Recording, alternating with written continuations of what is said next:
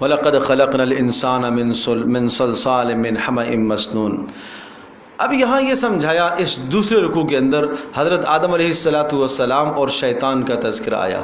قرآن مقدس میں یہ تذکرہ تقریباً 7 جگہ پر آتا ہے، لیکن ہر جگہ اس کی وجہ الگ ہوتی ہے، مختلف وجوہات کی بنیاد پر اس تذکرے کو دوبارہ بار بار دہرایا جاتا ہے۔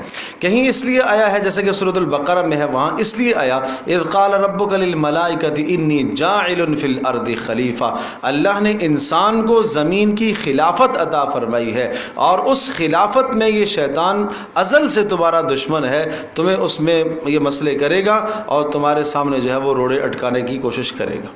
یہاں پر بھی وَلَقَدْ خَلَقْنَا الْإِنسَانَ مِنْ صَلْصَالٍ مِّنْ حَمَإٍ، ایک تو دونوں کا مادہ بتایا کہ انسان کی تخلیق کس چیز سے ہوئی ہے اور شیطان کی تخلیق کس چیز سے ہوئی ہے، اس لیے یہاں آدم علیہ السلام کا اور شیطان کا تذکرہ کیا کہ دونوں کی تخلیق کا مادہ سمجھایا جا رہا ہے، اور ساتھ ساتھ دونوں کی ازلی دشمنی بھی بتائی گئی کہ ازل سے شیطان تمہارا دشمن ہے۔ دیکھو، اور ہم نے پیدا کیا انسان کو من صلصال من حمأ مسنون، صلصال حمأ مسنون۔ دیکھو انسان کے لیے جو چیز الفاظ استعمال ہوئے، تخلیق انسانی کس چیز سے ہوتی ہے؟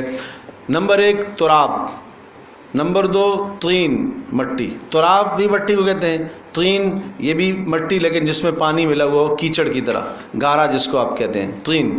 اور اسی طرح سے صلصال حمأ مسنون، یہ 5 الفاظ ہیں جو تخلیق آدم، حضرت آدم علیہ السلام کی تخلیق کے لیے استعمال ہوئے۔ پھر عام انسان کی جو تخلیق ہے اس میں یہ 5 اجزاء کے علاوہ ایک اور جز من نطفۃ، ایک حقیر پانی سے پیدا کیا، پانی کے قطرے سے، نطفۃ امشاج، ماں باپ کے ملے جلے قطرے سے، مرد عورت کے ملے جلے قطرے سے پیدا کیا۔ اب یہ جو 5 اجزاء ہیں مٹی کے، میں بتاتا ہوں 5 اجزاء مٹی کے، اور عام انسان کو نطفے سے پیدا کیا، تو پھر دونوں میں فرق کیا ہوا؟ معنی یہ ہوا کہ اصل انسان حضرت آدم تو مٹی کے ان 5 اجزاء سے ان کی تخلیق ہوئی، اور جن سے انسان اس کی تخلیق ہوتی ہے کس سے؟ نطفے سے۔ ایک بات۔ دوسری بات یہ ہے کہ ہر انسان کی تخلیق تو، یعنی آدم علیہ السلام کے علاوہ ہر انسان کی تخلیق نطفے سے ہے، لیکن وہ نطفہ کس سے بنتا ہے؟ وہ خوراکوں سے پیدا ہوتا ہے، اور وہ خوراکیں کہاں سے حاصل ہوتی ہیں؟ وہ زمین سے حاصل ہوتی ہیں، مٹی سے حاصل ہوتی ہیں۔ تو گویا کہ ہر انسان کی تخلیق مٹی سے ہی ہے، لیکن واسطے کے ساتھ، یا تو آدم کے واسطے سے، اور یا یہ ہے کہ نباتات کے واسطے سے۔ تو ہر انسان کی تخلیق مٹی سے ہوتی ہے۔ اب یہ جو 5 الفاظ انسان کی تخلیق کے لیے استعمال ہوئے مٹی کے، ایک عرض کیا کہ تراب، تراب تو ہر قسم کی مٹی کو کہا جاتا ہے۔ دوسرا لفظ استعمال ہوا طین، تو طین کہتے ہیں وہ مٹی جس میں گارا ملا ہوا ہو، اور پھر یہ 2 جب اس کے اندر آپ پانی ڈالیں گے تو وہ گارا بن جائے گا، وہ کیا کہلاتی ہے؟ طین کہلاتی ہے۔ یہ دوسرا حصہ ہوتا ہے۔ پھر اس کے بعد حمأ کہتے ہیں کہ جب وہ رکھے سڑ جائے، سڑاہٹ اس میں آ جائے، یہ حمأ کہتے ہیں۔ اور پھر مسنون کا مطلب یہ ہے کہ اس کے اندر بدبو بھی پیدا ہو جائے، ٹھیک ہے جی، کہ وہ مٹی کے اندر جب پانی ملایا گیا تو وہ تو تھا طین، کیچڑ تھا، پھر اس کے بعد کیا ہوا کہ وہ رکھے پڑے کیا ہوا؟ وہ گارا ایسا بن گیا کہ وہ کالا اور سیاہ سڑا ہوا، حما کالا سیاہ سڑا ہوا۔ اور مسنون پھر اس میں کیا ہو گیا؟ بدبو بھی پیدا ہو گئی، مکث طویل کی وجہ سے، زیادہ زمانہ گزرنے کی وجہ سے، وقت گزرنے کی وجہ سے اس میں بدبو پیدا ہوئی۔ پھر اس کے بعد پھر وہ خشک ہوتے جب وہ بالکل خشک ہو گیا، اندر سے رطوبت ختم ہو گئی، تو اب وہ بنا ہے صلصال۔ بات سمجھے جی؟ اب بنا ہے صلصال۔ اب سمجھیے گا، آدم علیہ السلام کی مٹی زمین سے اٹھائی گئی، پھر اس کے اندر پانی ڈالا گیا، یہ طین بن گئی، ٹھیک ہے۔ پھر پڑے ایک زمانہ گزرا، وقت گزرا، تو جب وقت گزرا تو پھر کیا بن گیا؟ حمأ بن گیا، سڑا ہوا۔ اور پھر اس کے بعد مسنون، اس میں بدبو پیدا ہوئی۔ پھر اس کے بعد پڑے جب اس کے اندر سے وہ رطوبت ختم ہو گئی تو وہ ٹھیکری کی طرح بن گئی، اس کو کہتے ہیں صلصال، کہ جس پر اگر آپ ہاتھ ماریں تو وہ بجنے کی آواز آئے، کوئی چیز ماریں تو اس کے ساتھ آواز آئے، اس کو کہتے ہیں صلصال۔ تو جب اس پتلے کی یہ کیفیت ہوئی، سلسال والی بجنے والی کیفیت ہو گئی، تو پھر اس کے اندر سور پھونکا گیا، پھر اللہ پاک کی طرف سے روح پھونکی گئی۔ دیکھو، والجان، اور ہم نے اور پیدا کیا، خلقنا الجان، جن کو خلقناہ ہم نے پیدا کیا، من قبل، اس سے پہلے، کس سے پہلے؟ آدم علیہ السلام سے، من نار السموم، کس سے؟ نار، آگ، السموم، آگ کا جو دھواں اس سے بنایا گیا۔ وَإِذْ قَالَ رَبُّكَ لِلْمَلَائِكَةِ، اور اب تخلیق انسان کا مقصد تھا، اور جب ہم نے کہا، رب نے کہا ملائکہ کو، انی خالق بشرن، میں ایک پیدا کرنے والا ہوں انسان، من صلصال من حمأ مسنون، ایک سیاہ سڑے ہوئے بدبودار گارے کی بجتی ہوئی مٹی سے، سمجھے جی؟ فَإِذَا سَوَّيْتُهُ، اور جب میں اس کو برابر کر لوں، وَنَفَخْتُ فِيهِ مِن رُوحِي، اور اپنی روح پھونک ڈالوں، فَقَعُوا لَهُ سَاجِدِينَ، تو تم سب کے سب گر پڑنا اس کے سامنے۔ یہ تفضیل آدم ہے، آدم کی فضیلت ظاہر کرنا ہے، انسان کی فضیلت ظاہر کرنا ہے سب مخلوقات پر کہ یہ انسان مسجود ہے۔ اور فسجد الملائکۃ کلہم اجمعون، سب نے سجدہ کیا ملائکہ نے، مگر اجمعون اکٹھے ہو کر، الا ابلیس، مگر ابلیس نے، ابا ان یکون مع الساجدین، اس نے انکار کر لیا کہ وہ سجدے والوں میں سے ہو جائے، سجدے والوں میں نہیں ہوا، یعنی اس نے سجدہ کرنے سے انکار کیا۔ قال، اللہ نے کہا، یا ابلیس ما لک، ابلیس ابلاس سے ہے، اور ابلاس کا معنی مایوس ہو جانا، مایوس یہ اس کا نام ہے، سمجھے، وصفی نام ہے۔ عزازیل آسمانوں میں اس کو کہتے ہیں، اور ابلیس ابلاس سے ہے، اور شیطانہ شیطنت سے ہے، شرارتی۔ یہ سارے الفاظ سمجھنے کے، سمجھے جی؟ مالکا اللہ تکون مع الساجدین، کیا ہوا کہ تو سجدہ کرنے والوں کے ساتھ کیوں نہیں ہوا؟ قال، کہنے لگا، لم اکن، میں نہیں ہو سکتا، لاسجد، کہ سجدہ کروں، لبشرن، ایسے انسان کو، خلقتہ، جس کو تو نے بنایا ہے، من صلصال، صلصال بجتی مٹی سے، کون سی بجتی مٹی؟ من حمأ مسنون، جو سیاہ سڑے ہوئے بدبودار گارے کی ہے، میں نہیں سجدہ کرتا۔ قال، اللہ پاک نے ارشاد فرمایا، فخرج منہا، نکل جا جنت سے۔ یہ ثمرہ ہے استکبار کا، تکبر کا نتیجہ، تکبر کا نتیجہ۔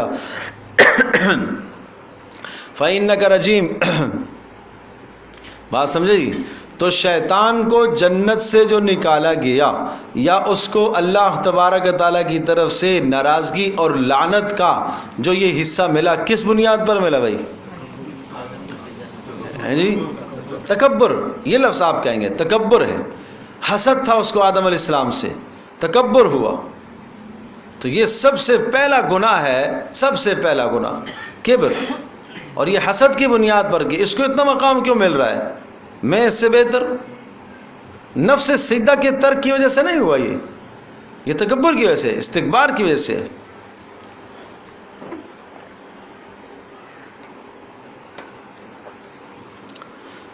وَإِنَّ عَلَيْكَ اللَّعْنَةَ، اور تیرے پر لعنت ہوگی، اِلَى يَوْمِ الدِّينِ، قیامت تک۔ اللہ پاک نے کہا تیرے پر لعنت ہوگی۔ قال، کہنے لگا، اچھا یہ بات ہے، رب فَأَنذِرْنِي، پھر میرے پروردگار پھر تو مجھے مہلت دے دے، اِلَى يَوْمِ يُبْعَثُونَ، جس دن یہ اٹھائے جائیں گے اس وقت تک تو مجھے مہلت دے۔ اس کا بھی یقین تو تھا کہ اٹھائے جائیں گے، قیامت کا یقین اسے بھی ہے۔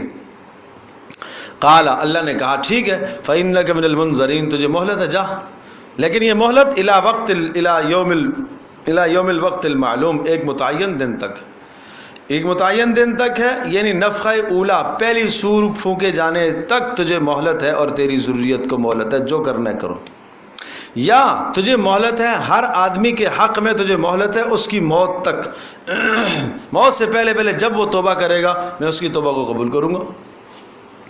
قال ربی، کہنے لگا، رب بما اغویتنی، اے اللہ جس کے سبب تو نے مجھے دھدکارا ہے، اغویتنی جس کے سبب تو نے مجھے ذلیل کیا ہے، لأزینن لہم فی الارض، میں دنیا ان کے لیے مزین کر کے دکھاؤں گا، دنیا مزین کر دوں گا، ہر گناہ ان کے سامنے اچھا کر کے دکھاؤں گا۔ تو اس لفظ سے سبق سمجھایا جا رہا ہے کہ شیطان ورغلاتا کیسے ہے، وہ پکڑ کر کسی کو گناہ کی طرف نہیں لے جاتا، وہ انسان کے سامنے گناہ کو خوبصورت کر کے لے آتا ہے۔ ارے سمجھے بات؟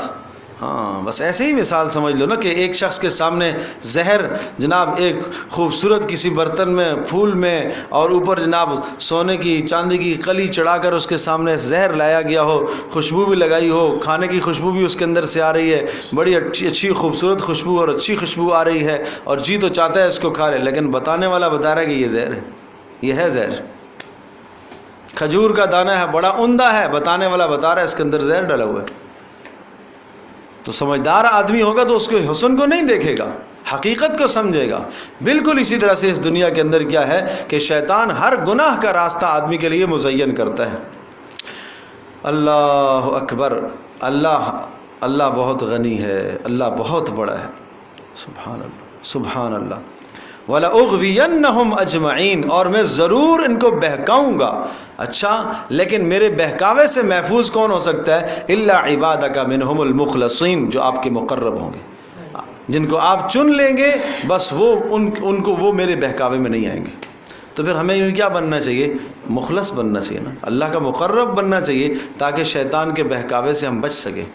تو اس کے بچنے سے کا راستہ کیا ہے؟ وہ امام غزالی رحمۃ اللہ علیہ نے مثال دے کر فرمایا، جس طرح سے کوئی آدمی راستے میں چل رہا، کسی آدمی کے پاس کتا ہے اور کتا آپ کو پڑ جاتا ہے۔ اب دو صورتیں ہیں، ایک یہ ہے کہ جناب کتے کے مالک سے کہو بھائی اس کو ذرا روکو، اور دوسرا ہے کہ کتے سے تم الجھ جاؤ، اور تم کون ہوتے ہو مجھے پڑھنے والے ہیں جی؟ تو ظاہر سی بات ہے کہ کتے سے الجھنا آپ کا کام نہیں ہے، کتے کے مالک سے کہہ دو۔ تو اسی طرح سے شیطان سے آپ الجھاوا نہیں کر سکتے ہو، ظالم سے، نہ وہ کوئی سمجھوتا کرتا ہے، نہ وہ کوئی رشوت لیتا ہے، نہ کوئی وہ معاہدہ کرتا ہے۔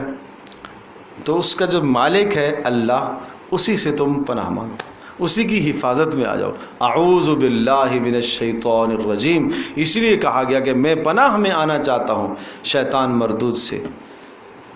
مجھے ڈر لگتا ہے کہ میں اللہ کی پناہ چاہتا ہوں، اللہ کی حفاظت میں آنا چاہتا ہوں۔ کس چیز سے ڈر لگتا ہے؟ شیطان مردود۔ اسی لیے سورہ فلق سورہ ناس سکھائی گئی، یہ پڑھا کرو، ہر نماز کے بعد اہتمام کیا کرو۔ ظاہری اور باطنی فتنوں سے بچنے کے لیے، ظاہری فتنوں سے حفاظت کے لیے سورۃ الفلق ہے، باطنی فتنوں سے بچنے کے لیے سورۃ الناس ہے۔ شیطان دل میں کیا کچھ خیال ڈالتا ہے، یہ گھروں کے اندر جو اختلافات، یہ لڑائیاں، یہ جھگڑے، باپ کے دل میں اولاد کی برائی، اولاد کے دل میں باپ کی برائی، میاں بیوی کے دل میں ایک دوسرے کی برائی، بہن بھائیوں کے دلوں میں ایک دوسرے کی برائی، یہ شیطان ڈالتا ہے۔